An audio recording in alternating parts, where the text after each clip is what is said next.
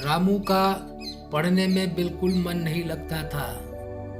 वह गणित और अंग्रेजी तो बिल्कुल भी समझ नहीं पाता था। घर पर जाकर भी पढ़ाई नहीं करता था। पिताजी समझाते थे बेटा पढ़ाई कर, लेकिन उसको ये बात समझ में नहीं आती थी। एक दिन खाना खाकर बाजार गया। बाजार में उसे प्यास लगी। उसने देखा एक ठेले पर पानी बिक रहा है। ठेले के पास गया तो देखा कि एक लड़का किताब पढ़ रहा है।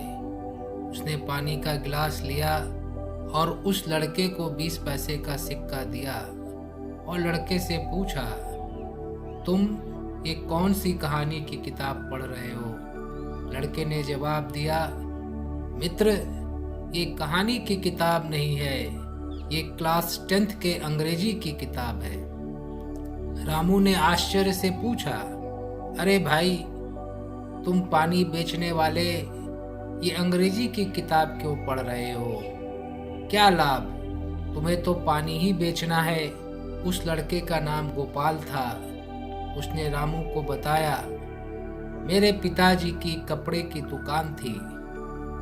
एकाएक दुकान में घाटा हुआ और मेरे पिताजी पढ़े लिखे नहीं थे, इसलिए मजबूरी में उन्हें ये पानी का ठेला निकालना पड़ा और मेरे पिताजी दुनिया से चले गए हैं, इसलिए मुझे ये पानी का ठेला निकालना पड़ता है अपने घर को चलाने के लिए।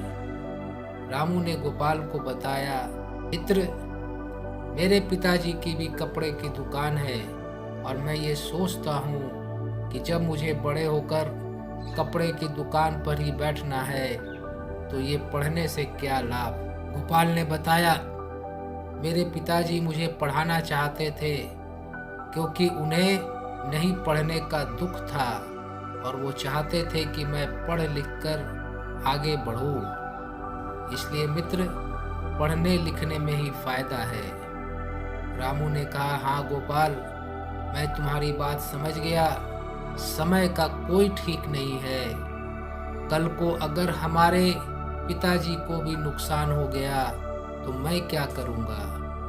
इसलिए मैं भी आज से पढ़ाई करूँगा ताकि अपने ज्ञान को बढ़ा सकूँ, अपने भविष्य को उज्जवल बना सकूँ। और उस दिन के बाद से रामू भी पढ़ाई में लग गया। गोपाल और रामू एक दूसरे की मदद करते और आगे बढ़ते जाते। रामू के पिताजी ने गोपाल को अपनी दुकान पे रखा और 2 घंटे काम लेकर के उसे इतना पैसा दे देते थे कि वो अपना घर चला सके। और दोनों मिलजुल करके पढ़ाई करते और दोनों ने अपने भविष्य को काफ़ी आगे बढ़ाया। इसलिए भाइयों, ज्ञान से बढ़कर कोई धन नहीं है। आज हमारे पास जो पढ़ने का समय है, अगर इस समय को हम पढ़ाई में लगाते हैं और 5 साल 10 साल पढ़ाई करते हैं और जो सोचा है वो बन जाते हैं, तो आने वाले 40 साल 50 साल जब तक हमारा जीवन है, हमें आराम मिलेगा, हमें सहूलियतें मिलेंगी। और आज अगर ये 10 साल 15 साल हमने बर्बाद कर दिया, कुछ न बन सके, तो आने वाले 40 साल 50 साल हमें ही कष्ट मिलेगा। चुनाव हमें करना है क्योंकि भविष्य हमारा है। आप एक नारा बना लो, मैं बोलूँगा 10 साल की मेहनत, आप बोलना 40 साल का आराम। 10 साल की मेहनत, बोलो 40 साल का आराम। 10 साल की मेहनत, 40 साल का आराम। धन्यवाद।